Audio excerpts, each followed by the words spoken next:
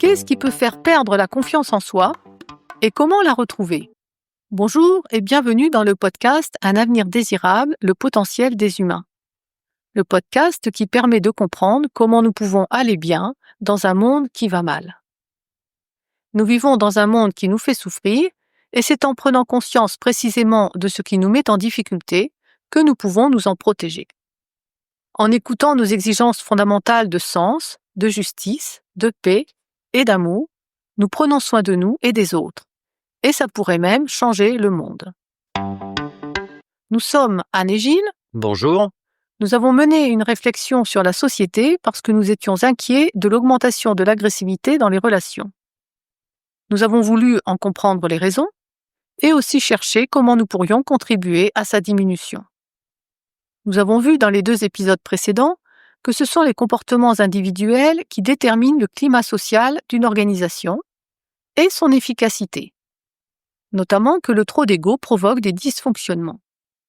Dans cet épisode, nous allons voir en quoi le trop d'ego peut impacter la confiance en soi. Le comprendre est une clé pour la retrouver le cas échéant. Souvenez-vous, cher auditeur, que l'ego, que nous avons présenté dans le premier épisode, est la représentation que nous nous faisons de nous-mêmes via le regard et le jugement des autres. Dès notre première année, nos parents nous font prendre conscience de nous-mêmes en nous nommant et en nous apprenant à nous reconnaître dans un miroir. Avec cette expérience du miroir, c'est la dimension visuelle de l'ego qui est en jeu. Si un parent surinvestit l'image de son enfant au détriment de son être, l'enfant fait pareil. Il se focalise sur son image, sur son apparence, donc sur son ego, et il se décentre de son être. De ce fait, il ne s'écoute plus lui-même. Il s'éloigne de ses 4 exigences fondamentales de sens, justice, paix et amour, et ça entrave l'acquisition de sa confiance en soi. Illustrons notre propos par un exemple. Vous avez peut-être remarqué que sur une aire de jeu, les petits veulent faire comme les grands. Le parent doit alors gérer la prise de risque de son enfant et lui poser des limites, sans brider l'acquisition de sa confiance en soi. Mais il y en a qui ne savent pas faire ça. Si un parent vit mal l'échec de son enfant, il peut inconsciemment lui en vouloir, et même s'il ne le dit pas, l'enfant le sent. Comme il est décentré de lui-même, l'enfant interprète son ressenti via le prisme de son ego et se sent dévalorisé, puisque l'ego le représente. Autre exemple. Si un parent surprotège son enfant, le coupant régulièrement dans son élan, l'enfant se sent bridé et il l'interprète inconsciemment sur le mode « mon parent m'empêche parce que je suis un incapable ». De manière générale, se focaliser sur le regard et le jugement des autres et les interpréter via l'ego, ça rend la bonne estime de soi dépendante du jugement des autres, donc instable. Elle risque en permanence d'être remise en cause par un jugement négatif ou un regard.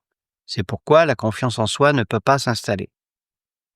Pour un enfant, s'il entend un compliment, il se sent être quelqu'un de bien, mais s'il entend une critique, il se sent nul. En plus de ça, il faut tenir compte du fait qu'un parent projette toujours ses propres désirs sur son enfant. Quand une projection est très forte, ça met trop d'enjeux sur l'enfant. Et le parent a du mal à accepter ses difficultés et ses échecs. Quand un parent critique beaucoup son enfant, ça arrive malheureusement, et que personne ne vient pondérer ses jugements négatifs, l'autre parent, un instituteur, un grand-parent, eh bien l'enfant se construit psychiquement avec la croyance qu'il est nul. Ensuite, chaque difficulté, chaque échec est vécu comme une confirmation de sa nullité. En grandissant, l'enfant finit par se critiquer lui-même aussi durement qu'il l'a été. Au début, ce sont les jugements des parents qui touchent l'enfant. Ensuite, lorsque son cercle relationnel s'élargit, ce sont les jugements des autres en général, instituteurs, institutrices, entraîneurs sportifs, et aussi le regard des copains et des copines. En grandissant, pour maintenir sa bonne estime de soi, une personne peut rechercher des compliments en s'oubliant elle-même. Vous comprenez que l'idée selon laquelle le trop d'ego serait un excès de confiance en soi est erronée. Il ne faut pas se fier aux apparences, car le déficit de confiance en soi peut être compensé et masqué par une apparente assurance. Nous venons de voir comment l'éducation peut empêcher l'acquisition de la confiance en soi. Maintenant, nous allons voir que quand nous l'avons acquise, nous pouvons la perdre. Pour comprendre comment, je vais faire appel à votre expérience. Avez-vous remarqué qu'en présence de certaines personnes, vous vous sentez bien, détendu et libre de parler, alors que face à d'autres, vous êtes plutôt sur la réserve, à faire attention à ce que vous dites, parce que ça pourrait éventuellement vous revenir à la figure. Pourtant, vous êtes la même personne. Il y a donc chez l'autre quelque chose qui provoque ces ressentis. Ce quelque chose, c'est sa posture relationnelle vis-à-vis de vous. C'est simple, il n'y a que deux possibilités. Soit votre interlocuteur est vis-à-vis de vous dans la posture relationnelle d'apparentement, c'est la posture qui s'enracine dans nos 4 exigences fondamentales, et ça se passe plutôt bien. Soit il est dans la posture relationnelle inverse, la posture relationnelle de rivalité qui s'enracine dans l'ego. Et là, c'est plus compliqué. Si vous êtes vous-même dans l'apparentement, cherchant à vous accorder avec lui, ce n'est pas son cas. Lui cherche plutôt à vous en imposer ou à imposer son point de vue. Plus ou moins, parce qu'il y a des degrés dans la posture relationnelle de rivalité. À minima, ça rend la relation désagréable, parce qu'il peut toujours surgir une petite pique ou une demande embarrassante. À l'extrême, ça peut aller jusqu'à une relation de domination, avec potentiellement une violence sans limite. Nous expliquons pourquoi dans le premier épisode. Cette configuration relationnelle, où nous sommes dans l'apparentement face à quelqu'un qui est dans la rivalité, peut finir par nous faire perdre la confiance en soi, si la relation s'inscrit dans la durée. C'est une configuration très fréquente, si bien que nous lui avons donné un nom. Nous disons que nous sommes alors dans le mode relationnel discordant. Tout simplement parce que notre interlocuteur n'est pas dans la même posture relationnelle que nous, et il crée des tensions. Nous pouvons ressentir un sentiment de ne pas être à la hauteur, et la question qui se pose alors, c'est à la hauteur de qui? Réponse, à la hauteur de notre interlocuteur, qui se présente comme étant supérieur, même s'il le fait subtilement. Que ce soit fait consciemment ou inconsciemment, peu importe. Ça peut finir par nous faire perdre notre confiance en soi. Ça peut aussi nous abîmer encore plus si nous avons le malheur d'être harcelés ou de vivre avec une personne perverse narcissique. Les deux postures relationnelles, d'apparentement et de rivalité, il faut vous les représenter sur un continuum. Nous, les humains, pouvons donc passer de l'une à l'autre, selon les périodes de notre vie, car rien n'est figé, et aussi selon les circonstances. Un interlocuteur qui serait habituellement dans l'apparentement peut être déstabilisé par une situation et basculer dans la posture relationnelle de rivalité. Il fait alors ce que nous appelons une sortie de route relationnelle. En général, il s'en aperçoit et se repositionne spontanément dans l'apparentement. Sa sortie de route relationnelle nous est désagréable, mais n'affecte pas notre confiance en soi. Le fait que les postures relationnelles soient sur un continuum signifie aussi qu'il y a des degrés.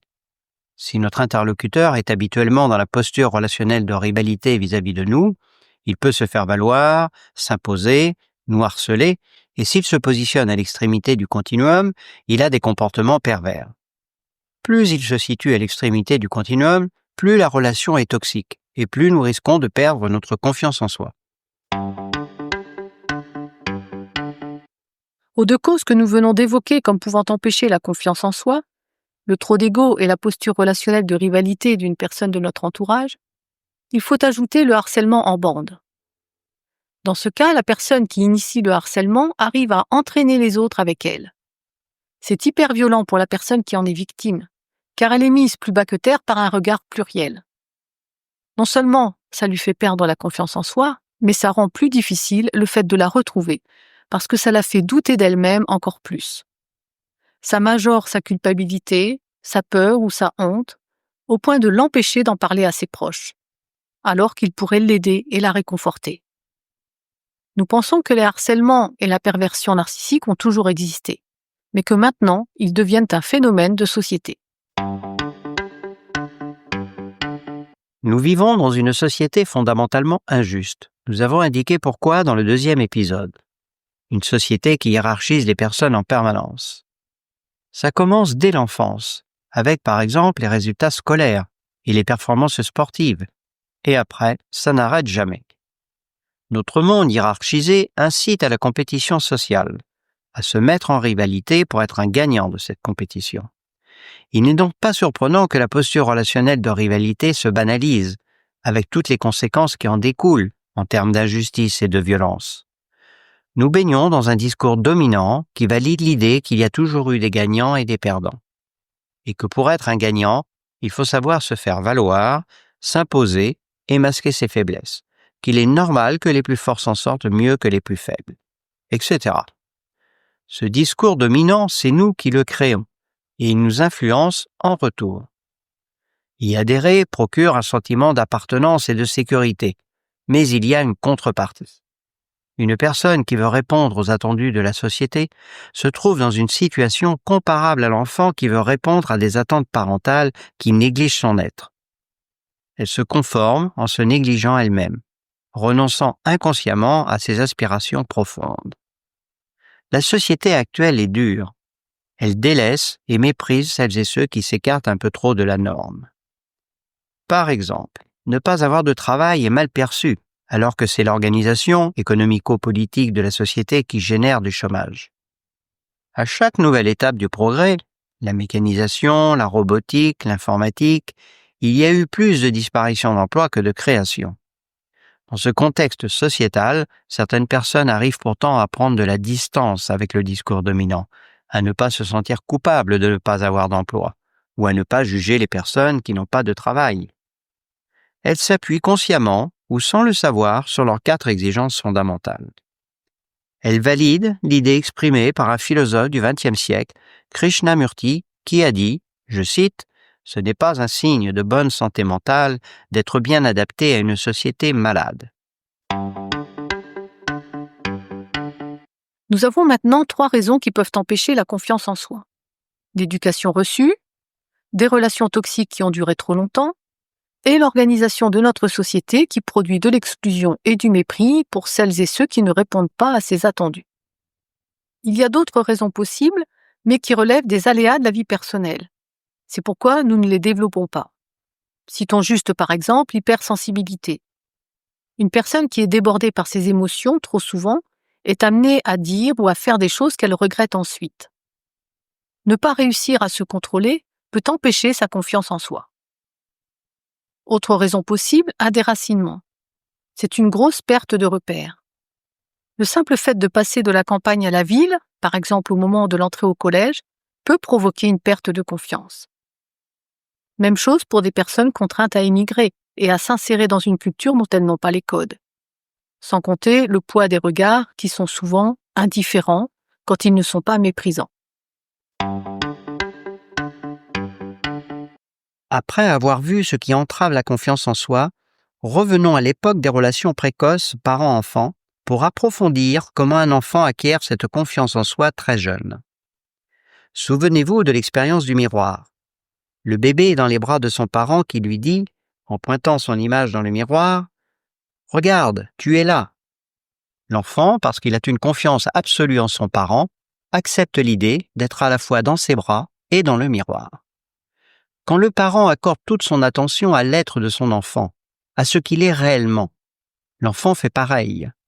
Il se focalise sur ce qu'il ressent et plus tard aussi sur ce qu'il pense. Il n'est pas happé par son image, par son ego, il reste connecté à son être et donc à ses 4 exigences fondamentales, de sens, de justice, de paix et d'amour. Se référer aux 4 exigences fondamentales est une clé essentielle pour la confiance en soi de l'enfant, y compris par exemple s'il se fait traiter de nul après avoir raté quelque chose. Son parent l'aide à comprendre que traiter quelqu'un de nul suite à un échec, c'est excessif. C'est injuste aussi, parce que la personne n'a pas cherché à comprendre pourquoi il avait échoué. En réfléchissant avec son parent, il peut se rendre compte qu'il avait peut-être placé la barre trop haut, ou que quelqu'un lui avait placé trop haut. Ou encore qu'il a bien agi, mais que des événements imprévus et indépendants de sa volonté l'ont fait échouer. Il peut même s'apercevoir qu'il ne s'est pas appliqué, qu'il n'avait pas envie de faire cette chose et s'était senti contraint. Son échec prend alors le sens d'une résistance passive. Quoi qu'il en soit et quoi qu'en disent les autres, l'échec ne lui fait pas perdre sa confiance en soi, parce que sa bonne estime de soi lui est intrinsèque. De manière générale, c'est le fait d'agir en cohérence avec nos 4 exigences fondamentales qui nous assure la stabilité de notre bonne estime de soi. Personne n'a choisi l'éducation qu'il a reçue, mais chacun peut, en prenant du recul, la revisiter. Nous pouvons faire le tri dans ce que nos parents nous ont transmis, garder ce qui nous convient et leur rendre symboliquement ce qui ne nous convient pas. Je peux en témoigner parce que mes 2 parents m'ont transmis inconsciemment la posture relationnelle de rivalité. Ils étaient dans cette posture relationnelle non pas vis-à-vis de moi, mais vis-à-vis des personnes qui ne pensaient pas comme eux. Mon père était un autodidacte et son travail était reconnu, mais il méprisait les personnes qui ne partageaient pas ses idées. Quant à ma mère, musicienne amateur passionnée, elle n'accordait réellement de la valeur qu'à la musique classique et aux musiciens classiques. Or, mon frère s'était mis à faire du rock. Je n'ai pas souffert personnellement de leur posture relationnelle de rivalité, mais j'ai grandi dans ce climat.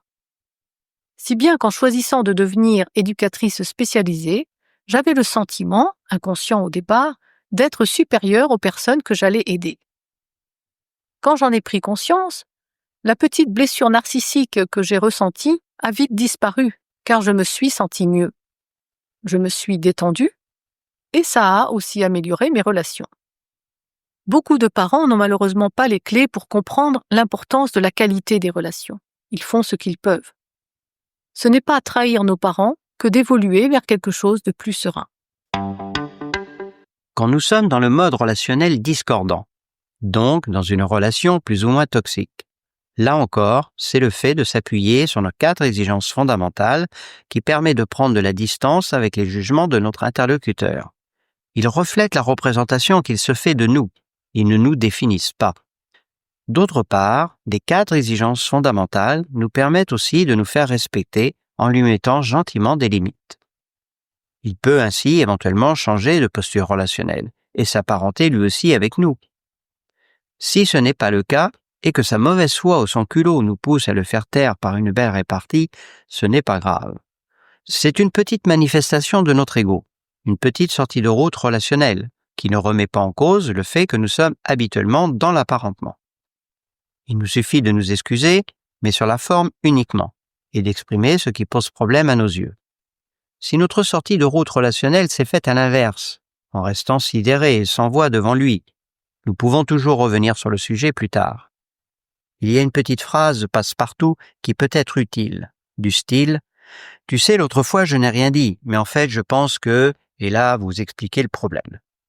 Vous comprenez, cher auditeur, l'intérêt qu'il y a à s'installer dans la posture relationnelle d'apparentement. Ça permet de prendre de la distance avec les jugements des autres et de se faire respecter sans envenimer la relation. Ça enlève à l'autre le pouvoir de nous faire perdre notre bonne estime de soi, donc notre confiance en soi. Pour autant, il vaut mieux faire en sorte d'être le moins souvent possible dans le mode relationnel discordant. Vous pouvez privilégier en pleine conscience les relations avec les personnes qui s'apparentent avec vous. Concernant maintenant les attendus de la société, il nous appartient de ne pas adhérer aveuglément aux discours dominants qui hiérarchisent les personnes, qui jugent, qui attribuent de la valeur ou de la non-valeur aux personnes selon qu'elles répondent ou pas aux attendus sociétaux. Et là encore, ce sont les 4 exigences fondamentales qui le permettent, car avec l'apparentement, le respect des autres et de soi-même vont de pair. Il s'agit de réussir sa vie, non seulement sans porter préjudice à quiconque, mais aussi en favorisant la coopération et la solidarité. C'est ça qui stabilise la bonne estime de soi, et donc la confiance en soi. En résumé et pour conclure, la confiance en soi est sous-tendue par une bonne estime de soi stable. Or, le trop d'ego, la posture relationnelle de rivalité d'un proche et le climat de rivalité de la société peuvent fragiliser, voire dégrader la bonne estime de soi. À l'inverse, ce qui permet de la préserver ou de la retrouver, c'est l'ancrage dans les 4 exigences fondamentales, de sens, de justice, de paix et d'amour, donc dans la posture relationnelle d'apparentement. La clé essentielle pour la confiance en soi est donc l'apparentement. La confiance est un sujet central à nos yeux. Nous y consacrerons un autre épisode sous l'angle cette fois-ci de la confiance en les autres. Et nous aurons le plaisir de le faire avec une invitée, Laurence. Merci pour votre écoute et nous vous donnons rendez-vous au 10 juillet. D'ici là, portez-vous bien et n'hésitez pas à faire connaître ce podcast si le cœur vous en dit. À bientôt.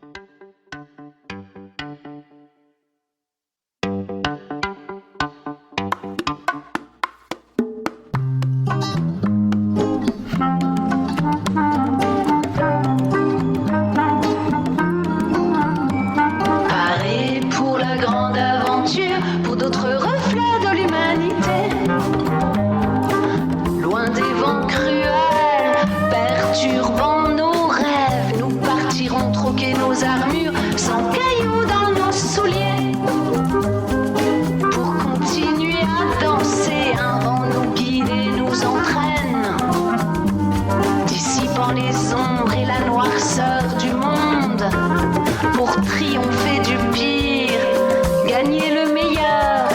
Au jardin des espérances, nous traversons avec aisance, actionner l'aiguillage,